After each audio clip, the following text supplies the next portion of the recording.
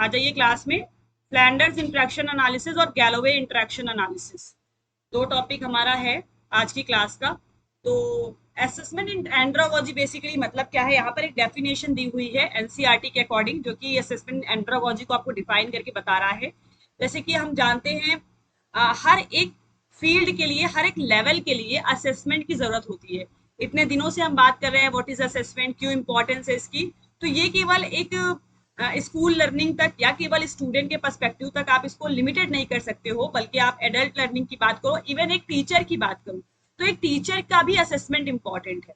ठीक है, तो असेसमेंट एंड्रोलॉजी में एक एडल्ट लर्नर का कितना परफॉर्मेंस ग्रो कर पाया है, ग्रोथ कितनी हुई है, ठीक है, डेवलपमेंट कितना हुआ है, कितना वो सीख पाया है, उसका एक आकलन करना आवश्यक होता है। तो आकलन करने की अलग अलग विधियां होती है। अब टीचर असेसमेंट क्या है, टीचर किस तरह का बिहेवियर करता है, बिहेवियर इन द सेंस कि क्लासरूम में उसके पढ़ाने का तरीका क्या है, वो किस तरह से वो प्रेजेंट करता है अपने कंटेंट को, उसका वे ऑफ टीचिंग क्या है, उसका ओवरऑल पर्सनैलिटी कैसी है, इन सब का assessment is important. Why important, अब आपको लग रहा है कोई एक टीचर टीचर बन गया है तो उसका असेसमेंट क्यों करना है भैया, उसका क्यों मूल्यांकन करना है। उसका मूल्यांकन असेसमेंट इसलिए करना है ताकि उसकी भी ग्रोथ होती रहे। अगर मुझे अपनी कमी नहीं पता चलेगी तो एक स्टक हो जाएगी चीजें ना, रुक जाएंगी, डेवलपमेंट नहीं हो पाएगा। ठीक है, तो कंटिन्यूअस ग्रोथ के लिए असेसमेंट की जरूरत होती है। Different different types of assessment हमारे सिलेबस में भी मेंशन था, आपने पढ़ा भी है, गाइडेंस, रूब्रिक्स, पोर्टफोलियो, ये सब टेक्निक्स है, डिवाइसेस है जो आपके असेसमेंट में हेल्प करते हैं।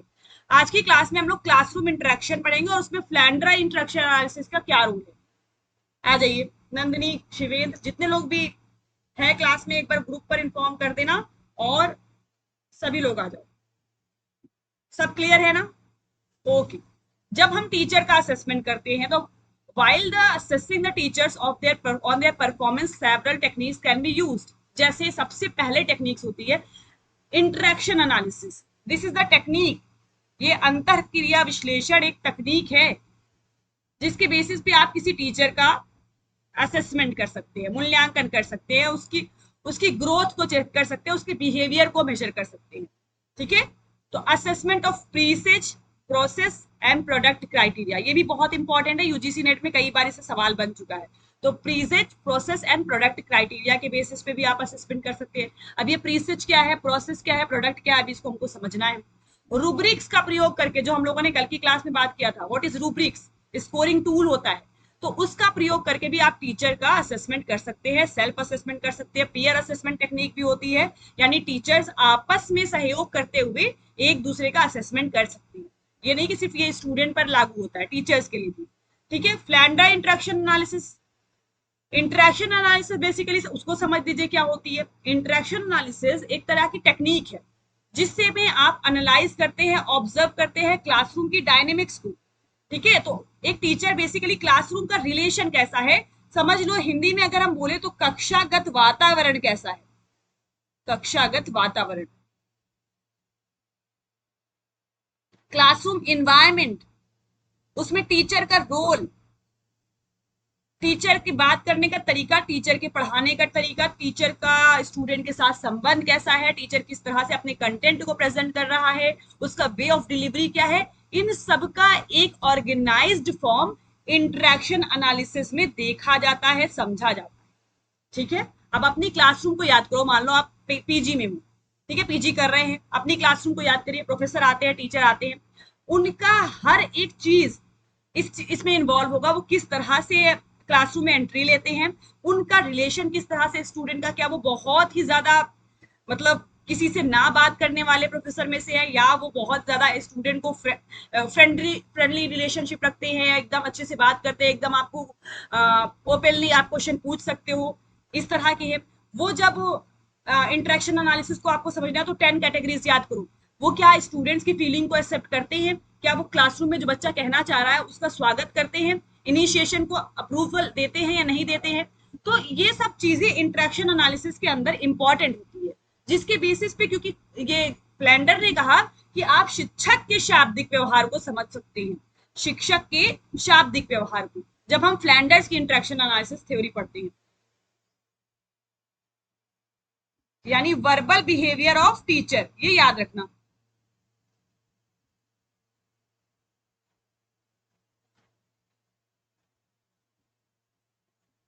आवाज आ रही है क्या? Verbal behaviour of teachers. ठीक है, ये बहुत इंपॉर्टेंट है। आप कई बार क्वेश्चन पूछा जा चुका है कि फ्लैंडर्स की इंटरेक्शन एनालिसिस थ्योरी जो है किस पर बेस्ड है, तो याद रखना वर्बल बिहेवियर ऑफ टीचर्स पर, नॉन वर्बल नहीं आएगा। ठीक है, क्योंकि नॉन वर्बल गैलोवे ने बात की थी, केवल verbal behaviour of teachers, student भी नहीं। Interaction analysis is a study of classroom climate, मैंने अभी बताया ना, कक्षागत वातावरण, क्लासरूम क्लाइमेट का को समझने के लिए, टीचिंग बिहेवियर को जानने के लिए, टीचर के टीचिंग बिहेवियर को समझने के लिए इंटरेक्शन एनालिसिस टेक्निक यूज की जाती है। It provides the structure, the component and the flow of communication, flow of communication कह लो या प्रेजेंटेशन कह लो या मेथोडोलॉजी कह लीजिए या टीचिंग मेथड कह लीजिए, कुछ भी, सब कुछ इस क्लासरूम एक्टिविटीज में जो चीज होती है वो इंटरेक्शन एनालिसिस में देखी समझी और उसका आकलन असेसमेंट किया जाता है। एक मिनट, जस्ट अ मिनट।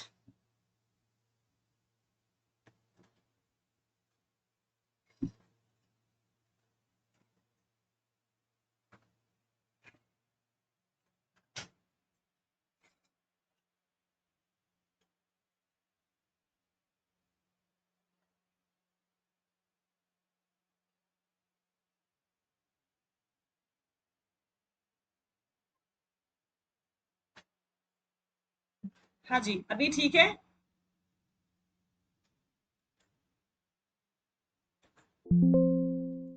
अभी बताओ ठीक है।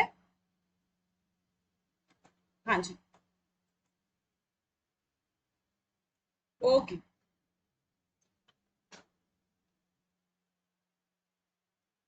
तो अंतर क्रिया विश्लेषण पूरे के पूरे कक्षागत वातावरण को समझने में, स्ट्रक्चर को समझने में, उसके कंपोनेंट्स को समझने में, क्लासरूम एक्टिविटीज को जानने की एक टेक्निक है।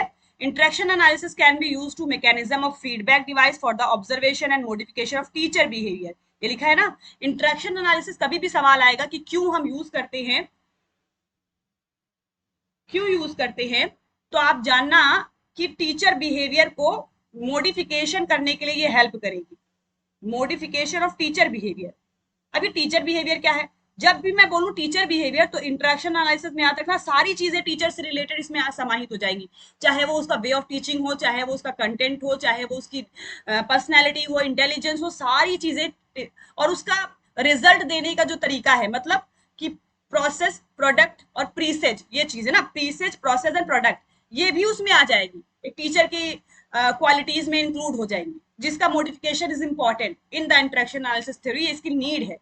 The student teacher are trained both theory and practice interaction analysis during the teaching practice program। बिल्कुल कि आपने कभी फ्लैंडर इंटरेक्शन एनालिसिस देखा हो तो मैट्रिक्स बनाई जाती है बाकायदा और मैट्रिक्स को फॉलो किया जाता है।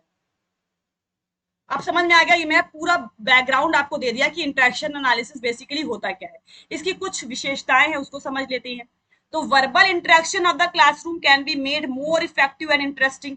जब हम इंटरेक्शन एनालिसिस थ्योरी का यूज करते हैं तो ये यूजफुल होता है, इसकी उपयोगिता है कि आप अच्छे तरीके से क्लासरूम को इफेक्टिव बना सकते हो, क्लासरूम एक्टिविटीज को इफेक्टिव बना सकते हो, पहली बात है। स्टूडेंट की पार्टिसिपेशन को इंक्रीज किया जा सकता है, क्रिएटिव बिहेवियर पैटर्न्स को डेवलप किया जा सकता है, टीचर और सीख सकता है और एनहांस कर सकता है। Techniques can be use with another feedback devices also. ठीक है, सिमुलेटेड टीचिंग के साथ आप यूज कर सकते हैं, माइक्रो टीचिंग के साथ आप यूज कर सकते हैं। तो ये कुछ कैरेक्टरिस्टिक्स हैं जो कि इंटरेक्शन एनालिसिस को समझ सकते हैं आप, जिसके बेसिस पे। अब मुझे यहाँ पर आंसर करिए क्या होगा इसका correct answer. The system of objectives, objective analysis of written और spoken verbal communication is known as. हाँ, the system of objective analysis, ये प्रीवियस ईयर क्वेश्चन है, देखिए विवादित सवाल। ऑब्जेक्टिव एनालिसिस ऑफ रिटन और स्पोकन वर्बल कम्युनिकेशन। चलिए verbal लिखा है, अगर यहाँ नॉन वर्बल भी लिख दिया जाता तो भी आपको इंटरेक्शन एनालिसिस के साथ ही जाना था, इंटरेक्शन एनालिसिस के साथ ही जाना था। अब फ्लैंडर्स की इंटरेक्शन एनालिसिस पूरी की पूरी 10 कैटेगरीज में डिवाइड है। क्लास में साथ साथ इसको आपको लर्न करना पड़ेगा। ठीक है, 10 कैटेगरीज मैं हिंदी में भी लिखती जाऊंगी, आप लोग फटाफट से उसको हिंदी में भी लिख लेना। टीचर टॉक और स्टूडेंट टॉक दो मेजर कैटेगरीज हैं। शुरुआत होती है आपकी टीचर टॉक से। ये सीक्वेंस आपको याद करना पड़ेगा, ये सीक्वेंस इंपॉर्टेंट है। क्वेश्चन पूछ लेता है कि 5वें नंबर पर क्या है या 6ठे नंबर पर क्या है, तो याद नहीं रहता स्टूडेंट को, आपको लर्न करना है। इनडायरेक्ट सबसे पहले टीचर टॉक आएगा, उसके बाद स्टूडेंट टॉक आएगा, पहली चीज है, दो division. Then come to the indirect teacher talk, अप्रत्यक्ष कथन, अप्रत्यक्ष शिक्षक कथन, पूरा हिंदी क्या होगा, अप्रत्यक्ष शिक्षक कथन। और फिर यहां पर जो छठे नंबर से स्टार्ट होगी वो है प्रत्यक्ष शिक्षक कथन, पांचवें नंबर से प्रत्यक्ष शिक्षक कथन, याद रखना। डायरेक्ट टीचर टॉक, छात्र कथन, स्टूडेंट टॉक को क्या कहते हैं हिंदी में, छात्र कथन। प्राची, शिवेंद्र, देवाशीष, कोमल, नंदिनी, सभी लोग इसको समझते जाना। बहुत अच्छा। सबसे पहले आप देखिए एक्सेप्टिंग फीलिंग्स, क्योंकि ये इनडायरेक्ट टीचर टॉक में आएगा। इनडायरेक्ट यानी आप डायरेक्टली चीजें को नहीं, वन टू वन इंटरेक्शन नहीं चल रहा है, इनडायरेक्टली आप स्टूडेंट्स की फीलिंग को एक्सेप्ट कर रहे हैं। दैट मीन्स कि विचार स्वीकृति, पहला है विचार स्वीकृति, स्टूडेंट की विचार की स्वीकृति कर रहा है टीचर, पहली चीज हो गई। दूसरी चीज है यहां पर प्रशंसा या प्रोत्साहन, तो इनकरेजमेंट और प्रेजेस, प्रशंसा या प्रोत्साहन। थर्ड नंबर पर है एक्सेप्टिंग आइडियाज, पहले नंबर पर था फीलिंग्स, तीसरे नंबर पर है एक्सेप्टिंग आइडियाज, विचारों का प्रयोग, छात्रों के विचारों का प्रयोग। चौथे नंबर पर आएगा आस्किंग क्वेश्चन। कई बार बच्चे यहाँ कंफ्यूज हो जाते हैं कि ये चौथे नंबर पर आस्किंग क्वेश्चन तो डायरेक्ट टीचर टॉक का लग रहा है, ये इनडायरेक्ट का नहीं होगा, बट याद रखना ये चार की चार, एक्सेप्टिंग फीलिंग्स, प्रेजेस और encouragement, accepting ideas, asking question, प्रश्न करना, ये चारों अप्रत्यक्ष कथन है, इनडायरेक्ट टीचर टॉक से संबंधित है। प्रश्न करना क्लियर हो गया, indirect teacher talk, I T T. All right, next पे चलते हैं, that is direct teacher talk, direct teacher talk. Okay, इसमें तीन मेन कैटेगरीज हैं, पहला है लेक्चरिंग, दूसरा है गिविंग डायरेक्शन और तीसरा है क्रिटिसिज्म, यानी भाषण देना। अगर मैं इसकी नंबरिंग पूछूंगी तो आपको पता होना चाहिए पांचवें नंबर पर आएगा, सीक्वेंस के अकॉर्डिंग ये पांचवें नंबर पर आएगा, भाषण देना। ये एक समझ लोगे, गैलोवे अपने आप समझ में आ जाएगा। छठे नंबर है गिविंग डायरेक्शन, यानी निर्देश देना, और सातवें नंबर पे है क्रिटिसिज्म, आलोचना करना, आलोचना तथा अधिकार प्रदर्शन।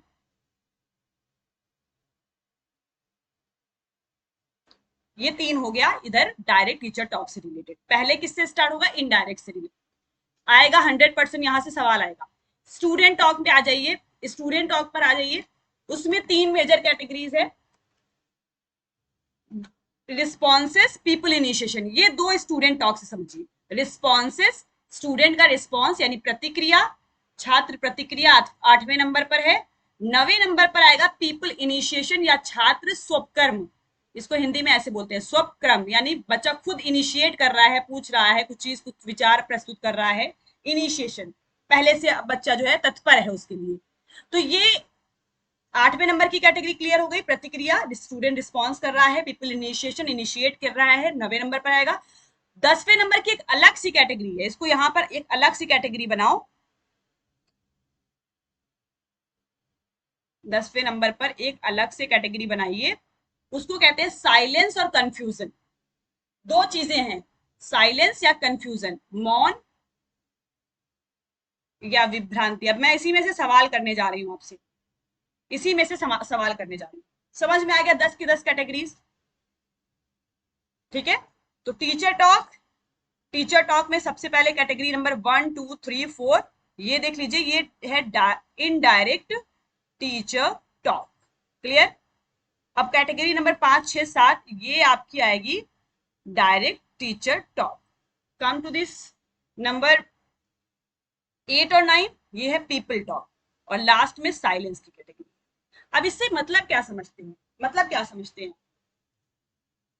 देखिए टीचर टॉक सबसे पहले एक्सेप्टिंग फीलिंग्स में आएगा, एक्सेप्ट करना feelings of a people in a non threatening manner, बिल्कुल किसी बैरियर के बिना बच्चों के विचारों को स्वीकार करना। ये अगर क्लासरूम इंटरेक्शन हो रहा है कोई क्लासरूम याद करो जहां पर आप पढ़ाई करते हैं अभी रिसेंटली।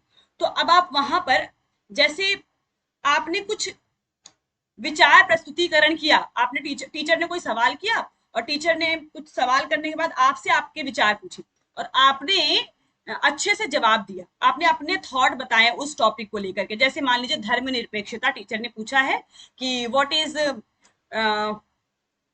पेट्रियोटिज्म या धर्मनिरपेक्षता, ऐसा कोई टॉपिक आपसे पूछा गया है। अब आप अपना विचार उस पर प्रस्तुत कर रहे हैं क्लासरूम में। टीचर फौरन उस चीज को एक्सेप्ट कर ले रहा है कि हाँ बिल्कुल सही कहा आपने, बिल्कुल भी नेगेटिव कमेंट नहीं कर रहा है, बिल्कुल सही कहा आपने। तो दैट मीन्स कि ये वाली कैटेगरी पे आपको टिक कर देना है कि इस चीज को एक्सेप्ट किया गया है, स्टूडेंट की फीलिंग्स को एक्सेप्ट किया गया है क्लासरूम। वो जो 10x10 की मैट्रिक्स होगी ना, 10x10 की मैट्रिक्स जो चलेगी, याद रखना 10 कॉलम 10 रोज रहते हैं। अगर उसमें ये वाली चीज हो गई, एक्सेप्टिंग फीलिंग हो गया स्टूडेंट का, तो इस पे टिक करना होता है। इसी तरीके से दूसरे नंबर का जो आपको मैंने बताया है वो है प्रशंसा या प्रोत्साहन। अगर किसी बच्चे ने आंसर किया, बहुत अच्छा आंसर किया उसने, तो टीचर को चाहिए कि वो प्रशंसा करे, प्रेजेस करे, इंकरेजमेंट दे बच्चों को, ज्यादा से ज्यादा उसकी तारीफ करे। तो ये अगर टीचर कर रहा है तो आपको किस पर टिक करना पड़ेगा, कोडिंग प्रोसेस में सेकंड नंबर पर करना पड़ेगा। अब मैं यहीं से इसी तरीके से समझा, आपने समझ लिया होगा। सारी जो है कीवर्ड याद रखना, जैसे स्टूडेंट की फीलिंग्स को एक्सेप्ट किया जाए तो पहला हो जाएगा, आइडियाज को एक्सेप्ट किया जाए तो तीसरा हो जाएगा, क्वेश्चन पूछा जा रहा है टीचर के जरिए इनडायरेक्टली, दूसरे सेंस में ले जा करके घुमा फिरा करके क्वेश्चन पूछा जा रहा है तो चौथे नंबर पे आ जाएगा। क्लासरूम में बिल्कुल शांति है तो 10वें नंबर की कैटेगरी हो जाएगी, उस पर टिक करना होगा। क्लासरूम में बहुत ज्यादा हौच पौच है तो भी 10वें नंबर पे आपको टिक करना होगा। इस तरह से कुछ समझ में आया? अब मैं आपसे सवाल कर रही हूँ कि एक टीचर, जैसे आपने, प्राची ने मुझसे कोई सवाल किया, प्राची ने सवाल किया कि मैम एक बार और समझा दीजिए। तो मैंने जो है शुरू कर दिया कि एक बार में समझ में नहीं आता है क्या, कितनी बार समझोगे, छोटे बच्चे हो या आपको हाथ पकड़ के समझाना पड़ेगा। अब मैंने ये स्टेटमेंट पास किया, मुझे बताओ ये कौन सी कैटेगरी में आएगा, मुझे बताइए ये 10 की 10 में से कौन सी कैटेगरी में आएगा। मैंने एक स्टेटमेंट पास किया है, अब उसको बताइए कि वो कौन सी कैटेगरी में है। आंसर।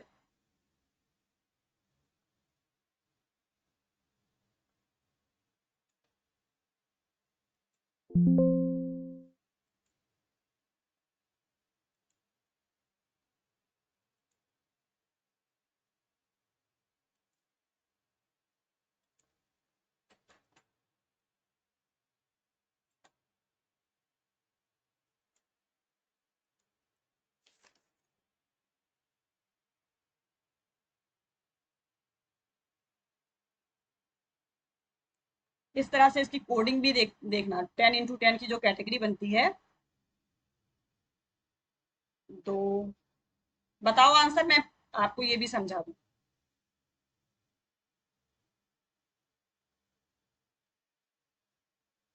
बताइए।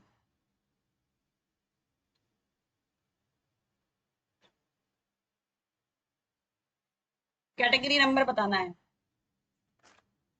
Very good. आलोचना करना या अधिकार प्रदर्शन, क्रिटिसाइजिंग, तो आपको ये मान लीजिए यहाँ पर नंबरिंग लिखी हुई है, 1 2 3 4 5 6 7 8 9 10, ये 10 कैटेगरीज है। इसी तरीके से नीचे भी पूरा 10 कैटेगरीज, 10x10 की मैट्रिक्स बनेगी ना। अब आपको यहाँ पर 7 पर टिक कर देना है। अगर 2 बार हुआ तो 2 बार वो चीज कर देनी है, नंबरिंग दे दीजिए या कुछ भी कर दीजिए, बस आपको टिक करना है जो चीज क्लासरूम में हो रही है। इसी तरीके से पूरी प्रोसेस का रिकॉर्डिंग की जाती है, इसी को कोडिंग प्रोसेस बोलते हैं, फ्लैंडर्स इंटरेक्शन एनालिसिस की। ठीक है, मैं आपसे सवाल कर रही हूँ क्लासरूम में एक टीचर आता है और केवल लेक्चर देता है, तो ये किस कैटेगरी में आप टिक करोगे, मार्किंग करोगे?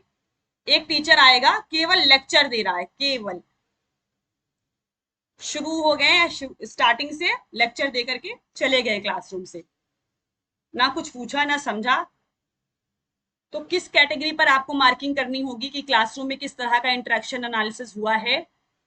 Answer it.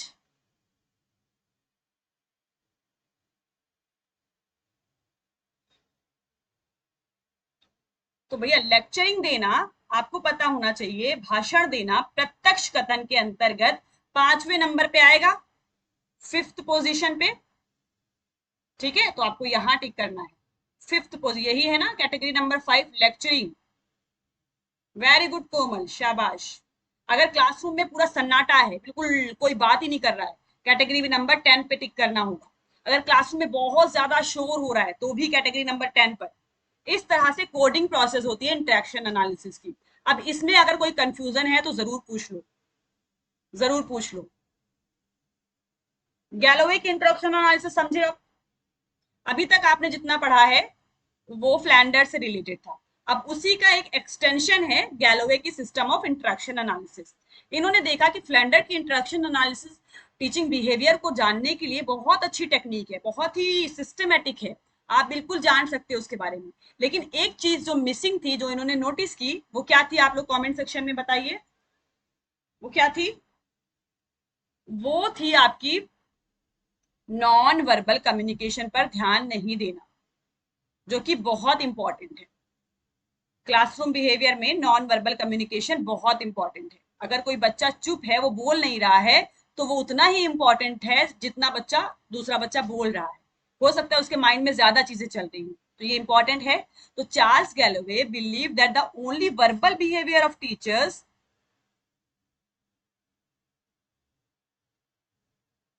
ठीक है, is far more important of teacher as design by Flander was not enough. केवल आप फ्लैंडर द्वारा जो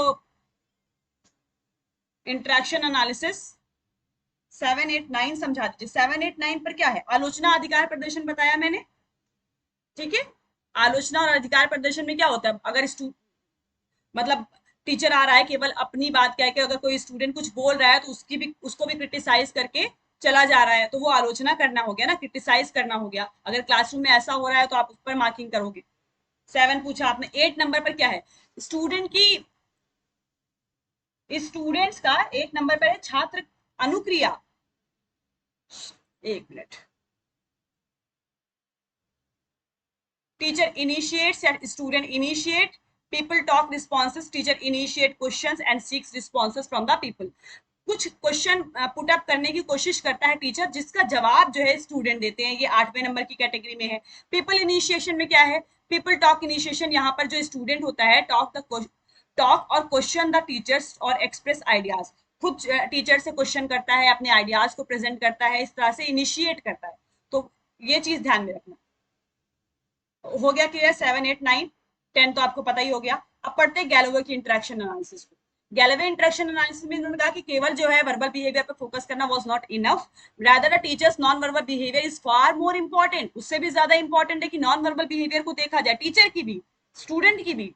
ठीक है, तो नॉन वर्बल बिहेवियर को फोकस किया जाना चाहिए, जिसको देखते हुए इन्होंने वर्बल इंटरेक्शन को सेम रखा, जैसे कि फ्लैंडर्स इंटरेक्शन एनालिसिस में अभी हमने पढ़ा है, और उसको आगे जो है नॉन वर्बल की भी 10 कैटेगरी बना दी। तो इधर 10 याद रखिएगा वर्बल कैटेगरी से रिलेटेड है, और 10 कैटेगरी ही नॉन वर्बल से रिलेटेड है। ठीक है,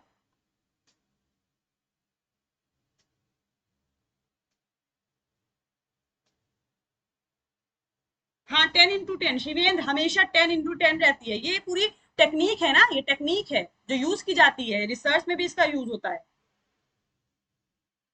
हमेशा।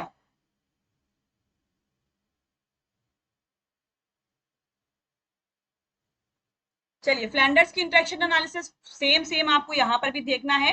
Accepting feelings, praises, encouragement, student choices, ठीक है, स्टूडेंट आइडियाज को यूज करना, ask questions, lecturing, giving direction, justifying authority, student talk, ठीक है, रिस्पॉन्सेज जिसको आपने कहा, स्टूडेंट इनिशिएशन और साइलेंस। ये 10 कैटेगरीज अभी आप पढ़ के आए हैं। बस आपको ध्यान देना है नॉन वर्बल वाले पार्ट पर। तो एक्सेप्टेंस और इनडिफरेंस, इसका क्या मतलब है बताइए? या तो स्टूडेंट स्वीकृत जो है, छात्र उसको, टीचर उसको स्वीकृत कर रहा है या उसको स्वीकृत नहीं कर रहा है। ठीक है, तो विचारों की या तो स्वीकृति हो रही है या नहीं हो रही है। प्रशंसा समरूप है या असंगत है, दोनों चीज साथ साथ चलेगी। छात्रों के विचारों का उपयोग कार्यान्वित है या औपचारिक है, किया जा रहा है या नहीं किया जा रहा है। क्रियान्वित किया जा रहा है, इंप्लीमेंट किया जाता है, और परफेक्शनली किया जाता है, मतलब रिफ्यूज किया जा रहा है, ऐसे समझ लो। पर्सनल है और इनडिफरेंट है। रिस्पॉन्सिव और इरिस्पॉन्सिव दोनों आपस में विरोधी चीज चल रही है, समझ लो। इन्वॉल्व और डिसमिस गिविंग डायरेक्शन में, जस्टिफाइंग अथॉरिटी में रिसेप्टिव है और अटेंटिव है, स्टूडेंट टॉक में रिजेक्ट किया जा रहा है या नेग्लेक्ट किया जा रहा है, स्टूडेंट टॉक को फर्म और हार्श, साइलेंस कंफर्टिंग और डिस्ट्रेसिंग, ये सारी जो है कैटेगरीज किससे रिलेटेड है, नॉन वर्बल से रिलेटेड। बस आपको एक बार देखना है एक नजर कि कौन कौन सी चीजें इन्होंने बताई है, ध्यान में रखना है ताकि आप समझ पाए कि नॉन वर्बल पर को भी इन्होंने फोकस किया है। अब इसको कैसे समझेंगे, या तो स्टूडेंट की फीलिंग्स को एक्सेप्ट किया जा रहा होगा क्लासरूम में, या एक्सेप्ट नहीं किया जा रहा है तो उसकी भी मार्किंग करनी होगी, उसको भी आपको बताना होगा कि स्टूडेंट की फीलिंग्स को नेग्लेक्ट किया जा रहा है। ठीक है, या तो इन्वॉल्व होगी डायरेक्शन या डिसमिस किया जाएगा, या तो स्टूडेंट्स के रिस्पॉन्स को रिजेक्ट किया जाएगा या नेग्लेक्ट कर दिया जाएगा, एकदम ही बिल्कुल नकार दिया जाएगा। ठीक है, या तो एक्सेप्ट भी कर सकते हैं, यहाँ पर एक्सेप्ट भी होना चाहिए, ये अलग अलग बुक में अलग अलग लिखा रहता है लेकिन समझो, या तो एक्सेप्ट किया जा रहा है या नेग्लेक्ट किया जा रहा है स्टूडेंट की टॉक को। तो इस तरह से आप 10 की 10 कैटेगरीज को बस नाम याद रखना ताकि आप फ्लैंडर्स को भी समझ पाए। अभी तक की सारी चीजें क्लियर हो गई हैं, मुझे एक बार बता दो। What is not said may be more meaningful than what is said, ये आप किसके साथ रिलेट करेंगे, जो नहीं कहा गया वो बहुत ज्यादा इंपॉर्टेंट है, जो कहा गया उससे ज्यादा सार्थक है। ये विचार जो है किसके कारण है निम्नलिखित का विकास हुआ है।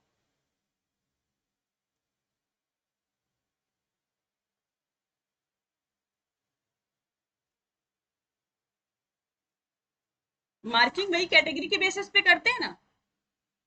मार्किंग अब आपको पता चल गया कि कितने बार कौन सा बिहेवियर ज्यादा दोहराया जा रहा है, रिपीट किया जा रहा है या नहीं किया जा रहा है, क्या क्या बार बार छात्रों के विचारों का अनुप्रयोग किया जा रहा है इस टीचर के द्वारा, या एक ही बार में जो है पूरी क्लासरूम में 2 घंटे की क्लास में एक बार ही ये चीज की गई है तो एक बार करेंगे आप टिक, एक बार मार्किंग करेंगे, 2 बार हुआ तो 2 बार करेंगे, 3 बार हुआ तो 3 बार मार्किंग करेंगे, इस तरह से पूरी प्रोसेस चलती है।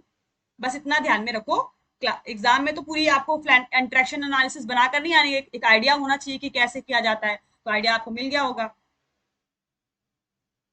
Answer C is the correct, यही है गैलोवे की इंटरेक्शन एनालिसिस, इसीलिए आई थी क्योंकि जो नहीं कहा गया वो ज्यादा इंपॉर्टेंट है। अब दो तीन चीजें जो मैं असेसमेंट इन एंड्रागोजी में ज्यादा इंपॉर्टेंट बता रही हूँ कि बहुत ज्यादा इंपॉर्टेंट है, टीचर के इवेल्युएशन के लिए भी बहुत ज्यादा इंपॉर्टेंट है, अध्यापक मूल्यांकन के मानदंड बोलते हैं इसको हिंदी में, तो वो है मानदंड तीन, product, presage and process, presage product and process, ये तीन चीज है। ट्रिपल पी, अध्यापक मूल्यांकन के मानदंड, यानी किसी एक टीचर का आप मूल्यांकन करने जा रहे हैं तो ये तीन मेजर क्राइटेरिया डिसाइडेड है। अब ये क्राइटेरिया में क्या क्या आएगा, पहला तो है प्रोडक्ट। अब ये मैंने बता दिया है कि टीचर इवेल्युएशन की क्यों जरूरत पड़ती है, क्योंकि टीचर का भी एनहांसमेंट होना है, अपग्रेडेशन होना है, उसको भी पढ़ाना है नई चीजें, उसको भी अपनी कमियों पे काम करना है, इसलिए उसका मूल्यांकन किया जाता है, यही सारी चीजें इसमें लिखी हुई हैं। सबसे पहले आइए presage criteria, what is presage criteria, Hindi में बोलते हैं इसको पूर्व ज्ञान मानदंड। पूर्व ज्ञान मानदंड ये टीचर की पर्सनल एबिलिटी से रिलेटेड है। पूर्व ज्ञान मानदंड यानी जो एलिजिबिलिटी क्राइटेरिया की हम लोग बात करते हैं ना, मैं हमेशा इसको ऐसे पढ़ती थी, एक टीचर की एलिजिबिलिटी क्राइटेरिया, समझ लो। अब एलिजिबिलिटी में मैं ये सोचती थी कि सारी चीजें आ जाएंगी, आपका नॉलेज, आपका ज्ञान, आपका आपकी एबिलिटी, एक टीचर की एबिलिटी, एक टीचर की पर्सनैलिटी, ध्यान रखना कभी भी सवाल आएगा कि पर्सनैलिटी कौन से क्राइटेरिया से रिलेटेड होगा, तो ये है प्रीसेज क्राइटेरिया से रिलेटेड। एक जितनी भी पर्सनल चीज है वो प्रीसेज में आएंगी। ठीक है, उसका मोटिवेशन लेवल कितना है, कीवर्ड लिखते जाइए, उसकी कॉग्निशन एबिलिटी, ये सब कुछ पूर्व ज्ञान मानदंड के अंतर्गत आता है, इसका इसके बेसिस पे टीचर का इवेल्युएशन करना। Presage variable includes formative experience of teacher and their personal attributes, keyword क्या मिला है, व्यक्तिगत गुणों के आधार पर इस क्राइटेरिया का मूल्यांकन किया जाता है। All right. A teacher's formative experience are inclusive of all the incidents and situations.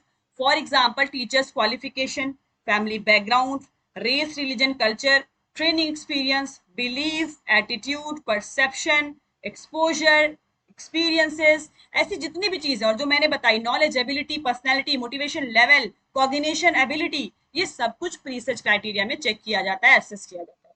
Alright, clear? कोई दिक्कत? कितना पार्टिसिपेशन रहा है टीचर्स का, मान लीजिए कितने सेमिनार अटेंड किए, उसकी पर्सनल एबिलिटीज कौन कौन सी है, पर्सनल क्या क्या उसने ग्रोथ किया है किसके सेक्शन में, ये सब कुछ। प्रोसेस क्राइटेरिया क्या है? प्रोसेस क्राइटेरिया, ये अभी हम लोग क्लासरूम इंटरेक्शन एनालिसिस पढ़ रहे थे ना, उसको याद रखो। वो जितना बेहतरीन होगा, आप समझिए टीचर उतना बेहतरीन है। इंटरेक्शन एनालिसिस यानी क्लासरूम बिहेवियर, क्लासरूम इन्वायरमेंट अगर पॉजिटिव है, सब कुछ अच्छा है, वहां पर हर एक चीज परफेक्टली हो जाती है, टाइम पर हो जाती है, और तो आप कहेंगे कि इस टीचर का मतलब रोल वहां पर बहुत ज्यादा है। ठीक है, तो process criteria, activities that take place in the classroom, कक्षागत व्यवहार, जो भी प्रक्रियाएं घटित हो रही है, जो काम हो रहा है, उसके बेसिस पे मूल्यांकन। How the teaching learning process take places, किस तरह से शिक्षा अधिगम प्रक्रिया हो रही है। ठीक है, सारी चीजें स्मूथली हो रही है या नहीं, क्लासरूम क्लास कंप्लीट हो रही है टाइम पर, सब्जेक्ट जो सिलेबस है वो कंप्लीट हो रहा है टाइम पर, टीचर अच्छे से पढ़ा रहा है, बच्चों को समझ में आ रहा है, पूरी इंटरेक्शन अच्छे से हो रही है। ये सारे मानदंड, ये क्राइटेरिया प्रोसेस क्राइटेरिया से रिलेटेड है। ठीक है, they comprise of the observable behaviour of the students and teachers, बिल्कुल उनका मूल्यांकन अवलोकन किया जाता है। They refers all the observable activities that takes place between teacher and student, जितनी भी एक्टिविटीज हो रही है कि स्टूडेंट टीचर के बीच में, टीचर टीचर के बीच में, स्टूडेंट स्टूडेंट के बीच में, ये जितनी भी एक्टिविटीज हो रही है, ये सारी चीजें इन्वॉल्व होती है प्रोसेस क्राइटेरिया के इवेल्युएशन के टाइम, तो क्राइटेरिया का काम करती है ये। ठीक है, प्रक्रिया अधिक महत्वपूर्ण है परिणाम से, ये वाले क्राइटेरिया में देखा जाता है कि जो प्रोसेस ऑन गोइंग है, प्रोसेस पहले अच्छे से एग्जीक्यूट होना चाहिए, काम अच्छे से होना चाहिए। Process is important rather than product.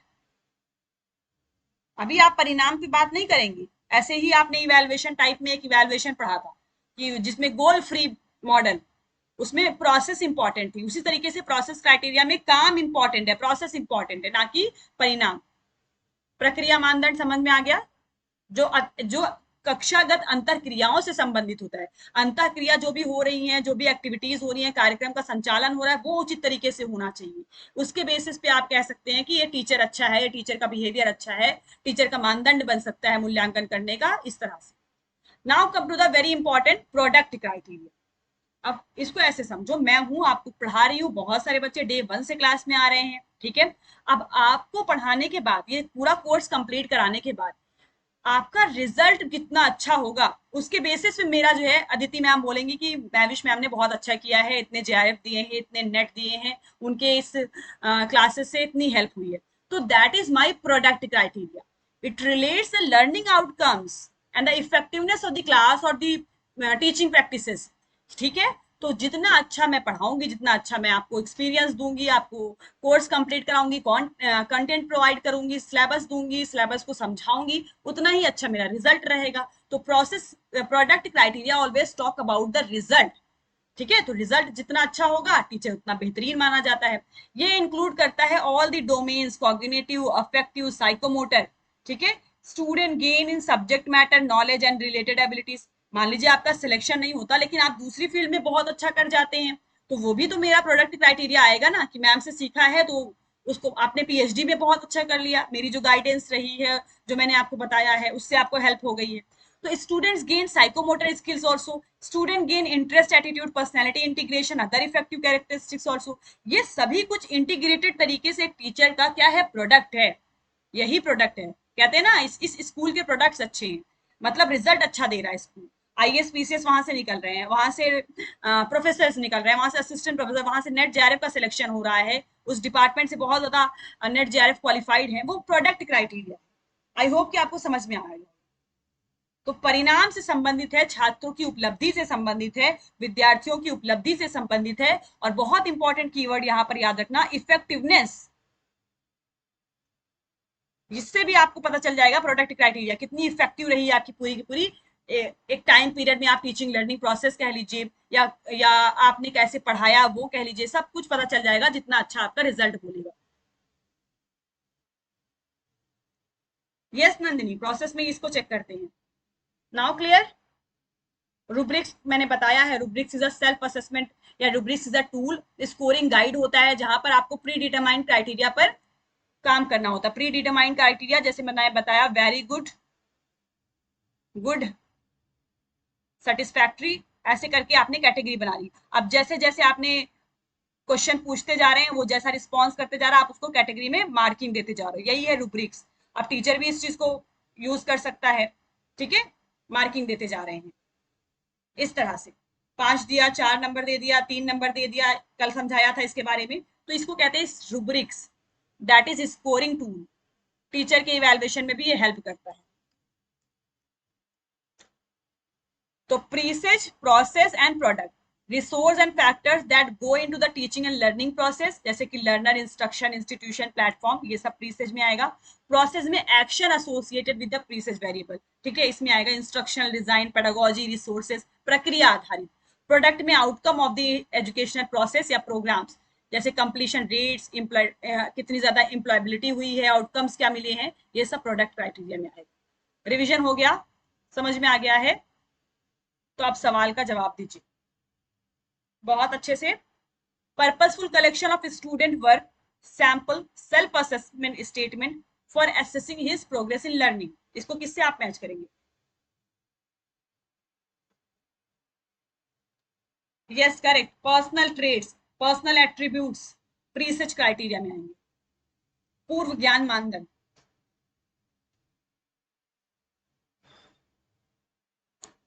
Purposeful collection of student work, इसको पढ़ाया है मैंने बहुत अच्छे से, यही तो है portfolio. Portfolio, purposeful collection of student work. B का वन आपको मैच करना है, process of coordinating data from different individual और दी सोर्सेस, यही ट्राइंगुलेशन इसको बोलते हैं। Triangulation means using more than one method to collect data, एक से अधिक विधियों का प्रयोग करके डेटा का आप प्रयोग कर रहे हैं, कोऑर्डिनेट कर रहे हैं डिफरेंट डिफरेंट मेथड्स को, that is called triangulation. Come to this one, that detailed reconstruction of a person's life stories, experience and achievements, इसे बायोग्राफी कहते हैं। कोई डाउट है क्या? ठीक है, बायोग्राफी आपने पढ़ी भी है कई लोगों की। Now come to the D option, scoring tool, ये कीवर्ड मिला आपको, scoring tool, that means rubrics की बात हो रही है। Scoring tool that list the criteria at various levels for quality of assessing a piece of work और any type of work. समझ में आ गया? नेक्स्ट क्वेश्चन करें, आंसर करिए। Which of the following statements about adult learners help an instructor while developing his andragogy?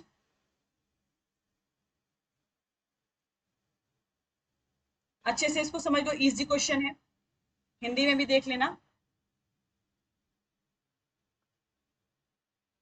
वयस्क शिक्षार्थियों के बारे में कौन सा कथन प्रशिक्षक को उसके एंड्रागोजी को विकसित करने में मदद करे?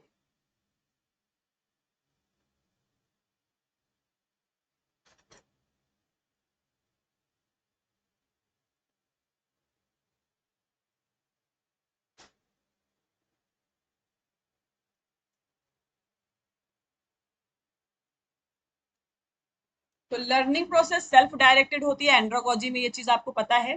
Previous life experience have limited role in learning experience, इसको आपको एलिमिनेट करना पड़ेगा क्योंकि प्रीवियस लाइफ एक्सपीरियंस का ही तो बहुत ज्यादा रोल होता है एंड्रागोजी में। उसके बाद है ऑप्शन नंबर, क्या किया है इसका आंसर? क्या किया आंसर? ऑप्शन ए किया है ना, ए होगा। सी को बी को एलिमिनेट कर देंगे, सी मिल जाएगा यहाँ पर, और ई ऑप्शन होगा। मोटिवेशन टू लर्न होगा, डिजायर ऑफ सेल्फ डेवलपमेंट होगा, और learning process is self directed, this is related with the andragogy approach. Anecdotal record is a kind of narrative in respect of, anecdotal record क्या होता है?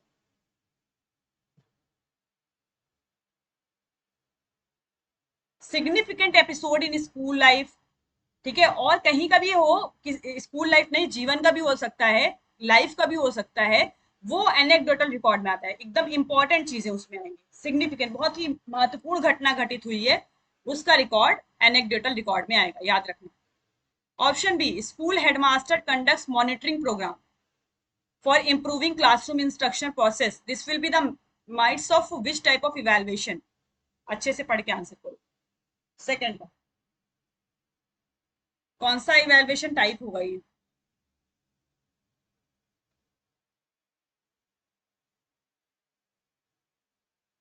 This will come under formative assessment.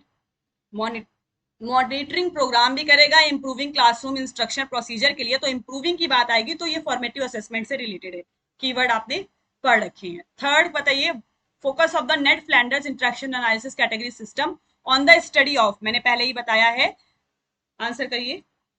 Verbal behaviour of teachers, शिक्षकों के मौखिक व्यवहार से संबंधित है। थर्ड का D is the correct. Fourth question, modifying teaching behavior, the following strategies have been supported by the research evidence। Research evidence के basis पे किसी भी शिक्षकों के व्यवहार में संशोधन करना है, उसके लिए अच्छी टेक्निक मानी जाएगी इंटरेक्शन एनालिसिस प्रोसीजर, जो कि अभी आपको मैंने समझाया। नेक्स्ट क्वेश्चन, क्वेश्चन नंबर 5 है, कौन सा statement indicative of formative assessment mode में आएगा? तो बताना है basically formative assessment mode. Fifth, Hindi में भी देख लो, रचनात्मक मूल्यांकन मोड का संकेत देता है। तो शिक्षक छात्रों को उत्तर देने के लिए प्रोत्साहित करता है। फॉर्मेटिव असेसमेंट में ये तो होता ही है ना कि आप ज्यादा से ज्यादा आपका इन्वॉल्वमेंट रहे, टीचर स्टूडेंट का इन्वॉल्वमेंट रहे। पांचवे का आंसर कर दीजिए, ए होगा। बी भी ऑप्शन में जाएगा, teacher ask question to motivate student, और ऑप्शन ई भी आएगा, ई आएगा यहाँ पर, teacher provides prompts to help student to avoid incorrect responses, hint देता है टीचर कि इस तरह का रिस्पॉन्स नहीं, आंसर नहीं होगा, इस तरह से हो सकता है, तो हेल्प कर रहा है टीचर स्टूडेंट की, ये आता है formative assessment. Well well done, बहुत अच्छा। ये स्टेटमेंट दिया हुआ है क्वेश्चन नंबर 6 में, उसका आंसर करिए। ये किस तरह का फीडबैक है? No you should do it rather this way, ये एक वर्ड लिखा हुआ है, सेंटेंस लिखा हुआ है, उस सेंटेंस को बताइए कि किस तरह के फीडबैक में आएगा। 6th क्वेश्चन नंबर है, तो that is comes under corrective feedback. Negative नहीं है, नो दे करके आपको नेगेटिव के साथ नहीं जाना है, ये करेक्टिव फीडबैक है।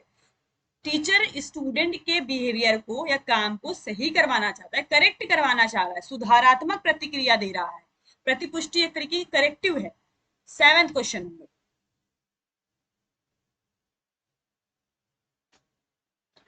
टीचर रेमेडियल क्लासेस कंडक्ट कराना चाहता है। अब रेमेडियल क्लास को देखते हुए किस तरह का इवैल्यूएशन बेस्ट होता है? Summative, diagnostic, assessment, portfolio, competency based. 7th, जहां कहीं भी रेमेडियल की बात आएगी तो आप समझ लीजिए रेमेडियल क्लासेस तभी दी जाती है ना जब कोई जो है छात्र को सिखाना है या उसकी कमी को दूर करना है, उसके वीकनेसेस पे काम करना है, तो डायग्नोस्टिक इवैल्यूएशन। 7th का B is the correct one. 8th question, standard of performance for a defined domain, answer करिए, very good question. 8th question number, पहले से निर्धारित क्राइटेरिया है उसके बेसिस पे आप मूल्यांकन करेंगे, यही तो है rubrics. Rubrics is a scoring tool जहां पर आपको प्री डिटरमाइंड क्राइटेरिया के बेसिस पे स्कोरिंग करनी होती है। गुड, वेरी गुड, सेटिस्फैक्ट्री, 3 4 2 जो भी नंबर आपको देना है।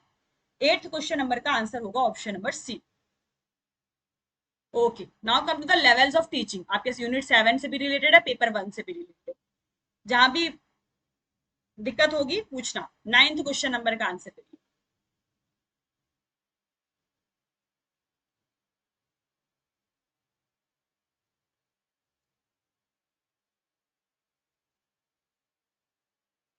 The main emphasizes orderly presentation of thoughts leading to longer retention. Basic purpose of engage student in clear, coherent and critical thinking. ये सारी चीजें किससे आएंगी? Self feeling leading to a sense of freedom. Freedom की बात आएगी तो autonomous में आ जाएगा ये। डी को आपको मैच करना है 1 के साथ, डी का 1 किसी ऑप्शन में नहीं है, केवल और केवल ऑप्शन डी में। दैट मीन्स कि क्वेश्चन नंबर 9 का option option number D correct होगा। ए को मैच कर देना था 3rd के साथ, अंडरस्टैंडिंग लेवल। बी को मैच करना था 2nd के साथ, मेमोरी लेवल पे। रिटेंशन की बात होती है, रिकॉल की बात होती है, एग्जैक्टली। कम टू दिस सी को मैच करना है 4 के साथ, रिफ्लेक्टिव लेवल। और लास्ट वाला मैंने आपको बताया। क्लियर? हाँ, ये करिए 10x10 की मैट्रिक्स की बात हम लोग कर रहे हैं, तो on the basis of Flander interaction analysis category system, observation matrix जो बनाई जाती है 10x10 की, जहां पर cells which indicate sustain level of verbal interchange known as, ये नहीं कर पाएंगे आंसर, मतलब सस्टेन है, सारी चीजें रुकी हुई हैं, ऐसे सार में आएगा ये। यहाँ पर ना तो पीपल टॉक है, ना टीचर टॉक है, ना कंटेंट क्रॉस रेशियो है, रुकी हुई है, स्टेडी स्टेट रेशियो, एसएसआर। ठीक है, ये वाला ऑप्शन आएगा। याद रखना, इसको कीवर्ड के तौर पर लिख भी लू, indicate a sustained level of verbal interaction, मौन या विभ्रांति। In portfolio assessment which of the following should be given priority, portfolio में किसे प्रायोरिटी दी जाएगी? 11th question number.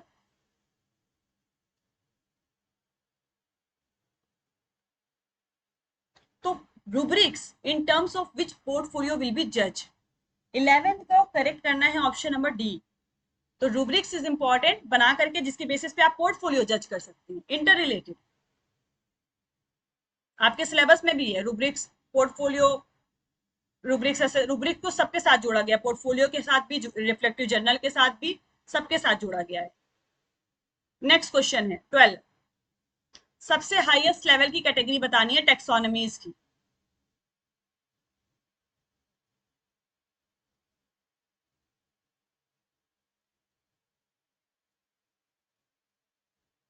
Highest level की कैटेगरीज है एप्लीकेशन, ऑर्गेनाइजेशन, प्रिसीजन, इवैल्यूएशन आएगा, कैरेक्टराइजेशन आएगा, नेचुरलाइजेशन होगा। सबके शॉर्ट फॉर्म बना करके मैंने आपको लर्न करवाए हैं, आप सबको पता होगा, 12 का डी होगा।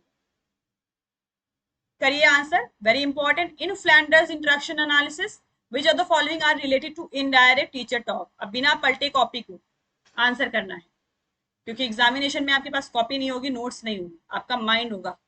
आईटीटी से रिलेटेड बताइए कौन कौन से ऑप्शंस जाएंगे।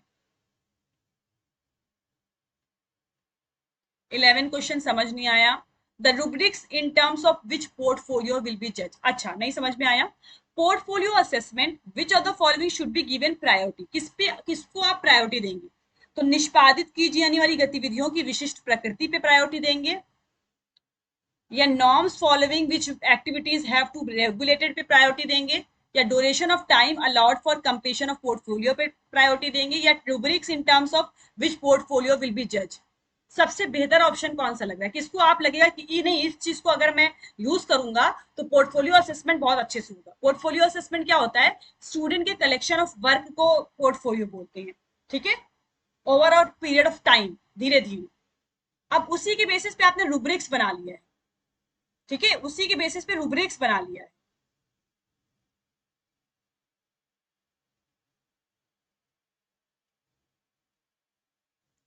तो रूब्रिक्स का प्रयोग करते हुए आप पोर्टफोलियो का मूल्यांकन कर रहे हैं, ये चीज है। आपके सिलेबस में भी ऐसे ही लिखा है, रूब्रिक्स का प्रयोग करते हुए पोर्टफोलियो का मूल्यांकन, सिलेबस में ऐसा ही है, तो इसलिए ऑप्शन डी होगा। ये रूब्रिक्स बना लिया है आपने, मान लीजिए, अब ये आपके लिए पोर्टफोलियो का काम कर सकता है, स्टूडेंट के बारे में जानकारी मिल सकती है, इसी को प्रायोरिटी देना चाहिए जब आप पोर्टफोलियो असेसमेंट करेंगे। According to this option best option यही आ रहा है। अभी क्लियर हो गया? आईटीटी बताओ 13 का क्या आंसर किया है? 13 question number B is the correct one, CEF, yes, giving direction, praising, encouraging, और F आएगा using student ideas, very good, शाबाश, CEF। 13 का ऑप्शन नंबर बी करेक्ट है। 14, यहां पर A, B, C और D, E, recitation, exploration, presentation, assimilation, organisation, recitation. Understanding level के model steps of Morrison की टीचिंग मॉडल से है। अब उसको आपको मैच करना है, कौन से लेवल पे क्या किया जाता है। एक्सप्लोरेशन में क्या किया जाता है, डिटेल में पढ़ा है आपने। एजिमुलेशन में क्या किया जाता है, रिसाइटेशन क्या होती है, उसको मैचिंग करिए। मॉडल से क्वेश्चन आएगा, वेरी इंपॉर्टेंट, ऐसे आ सकता है डीप में जाकर के। ओके कोमल,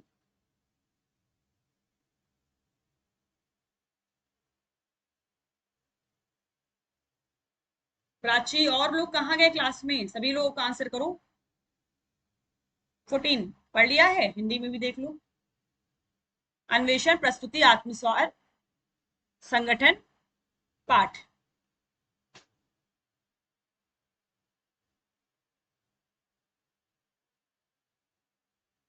जब आंतरिक स्वा से जोड़ने में मदद करना, ये चीज देखो, आंतरिक स्वा, इंटरनली, आप उसको अपने आप से helping student to relate presented material to their internal self, ये कौन से ऑप्शन से आप रिलेट कर सकते हैं? अपनी अपनी इंट्यूशन से बताओ, अपनी जनरल अंडरस्टैंडिंग से बताओ, किसके साथ आप रिलेट करेंगे?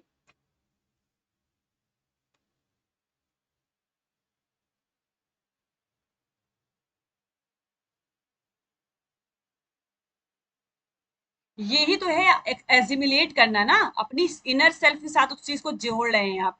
सी का सेकंड किसी ऑप्शन में नहीं है, केवल और केवल इसमें है। एक से आपको ऑप्शन मिल जाता है और एग्जाम में यही करना है। एक ऑप्शन से आपको करेक्ट ऑप्शन मिल जाएगा। ए को थर्ड, बी का फिफ्थ, सी का सेकंड, डी का वन और ई का फोर। किया किसी ने 14 का सी आंसर? ये शिवेंद्र ने किया है और भी लोगों ने किया है। C is the correct one, very good, so proud of you. Unit 7 आपकी तैयार हो गई। Fifth question number, for classroom discussion session which of the following is the most appropriate in encouraging reflection amongst learner? कौन सा सबसे appropriate होगा? 15।